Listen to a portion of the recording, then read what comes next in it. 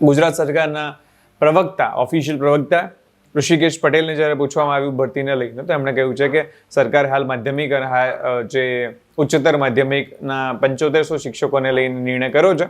બહુ જલ્દીથી ટેટ 1 અને 2માં પણ સરકાર જશે ભરતીનું આયોજન કરશે અને જેટલા પણ શિક્ષકો છે જેમણે પરીક્ષાઓ પાસ કરી છે એમની માટે પણ જશે ભરતીનું આયોજન કરવામાં આવશે. આ નિવેદન આપ્યું છે એટલા સારા સમાચાર છે. ખરાબ સમાચાર એ છે કે આવા નિવેદનો આવતા રહે છે. શિક્ષણ મંત્રીએ તો તારીખ પણ જણાવી હતી, પણ એ તારીખ બધા ભૂલી ગયા છે. હજુ કદાચ તમને યાદ ના આવતું હોય તો હું તમને યાદ અપાવું કે જ્યારે તત્કાલીન નાયબ મુખ્યમંત્રી નીતિન પટેલ હતા એ વખતે એમણે તો ભરતી કેલેન્ડર બહાર પાડ્યું હતું. મને એક જેવું યાદ છે, 2023 સુધીનું ભરતી કેલેન્ડર બહાર પાડ્યું હતું. કહ્યું હતું કે આટલા સમયમાં અમે આ રીતે આટલી ભરતીઓ કરીશું. એ કેલેન્ડર મુજબ કેટલી ભરતીઓ થઈ તમે ને હું આપણે બધા જાણીએ છીએ. જીપીએસસીની ભરતીઓ જ્યારથી દિનેશ દાસા ગયા છે ત્યારથી જીપીએસસીના એસ્પિરન્ટ્સ રાડો નાખી રહ્યા છે કે સાહેબ આવું ના હોય. દિનેશ દાસાને યાદ કરી રહ્યા છે, સાહેબ તમે હતા તો સારું હતું, હવે તો બધું તંત્ર ખાડે ગયેલું છે વળી પાછું.